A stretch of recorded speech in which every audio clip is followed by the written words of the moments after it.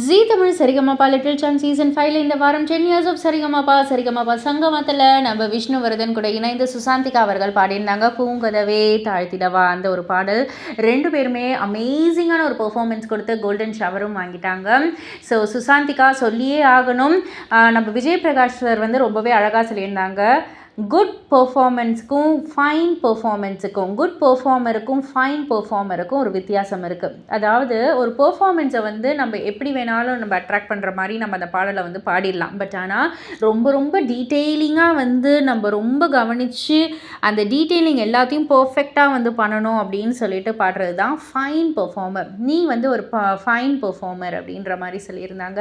And Srini sir வந்து சுசாந்திகா எப்போவும் போல் நான் எப்போவும் சொல்கிறது தான், நான் உன்னுடைய மிகப்பெரிய ஃபேன். கண்டிப்பாக உனக்கு ஒரு கரெக்டான ஒரு பிளேஸில் வந்து உனக்கு எல்லா வாய்ப்பும் கிடைக்கணும், அதுதான் என்னுடைய ஆசை அப்படின்ற மாதிரி வந்து சொல்லியிருந்தாங்க. அண்ட் கம்மிங் டு விஷ்ணு, ரொம்ப ரொம்ப சூப்பராக வந்து பாடிட்டடா, சும்மா அசத்திட்ட நீனு அப்படின்ற மாதிரி சொல்லி ஆயிரம் நிலவே பாடலை வந்து விஜய் பிரகாஷ் சாருக்காக நீ திரும்பவும் பாடிக்காமின்னு சொல்லி ஒரு சின்ன ஸ்டான்ஸாக வந்து பாடி காமிச்சாங்க. ஸோ அதை கேட்டுட்டு விபி சார் வந்து சொன்னாங்க, பார்க்க தான் 10 வயசு பையன், ஆனால் உள்ள 50-60 வருஷம் எக்ஸ்பீரியன்ஸ் இருக்கும் போல இருக்கே, அந்த அளவுக்கு பாடிட்டடா அப்படின்னு சொல்லி ரொம்பவே புகழ்ந்தாங்க. இதெல்லாம் வந்து ஒரு சைடு இருக்க, நம்ம விஷ்ணுவர்தன் சுசாந்திகாவுக்கு ஒரு கிஃப்ட் கொடுத்துருந்தாங்க. சுசாந்திகா ஃபோட்டோ ஃப்ரேம் கொடுத்துருந்தாங்க.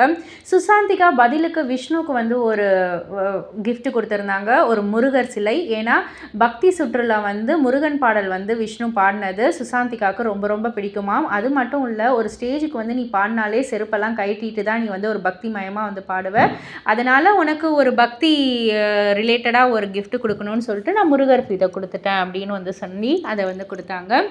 இதையெல்லாம் தவிர்த்து நம்ம விபிக்கு எப்பவும் போல் ஒரு ஃபன்னாக ஒரு கிஃப்ட் தரேன்னு சொல்லிட்டு தாயிலிருந்து வாங்கினது. இது வந்து சேஜ் லீவ்ஸால் பண்ணியிருந்தது.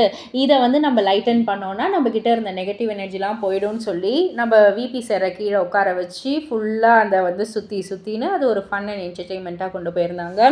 ஸோ இதெல்லாம் பற்றி நீங்கள் என்ன நினைக்கிறீங்க, உங்களுடைய கருத்து என்ன அப்படின்றத கீழே உள்ள கமெண்ட் பாக்ஸில் குறிப்பிட்டு சொல்லுங்கள். மறக்காமல் சேனலில் சப்ஸ்கிரைப் பண்ணி பக்கத்தில் உள்ள பெல் ஐக்கானை கிளிக் பண்ணிவிடுங்க.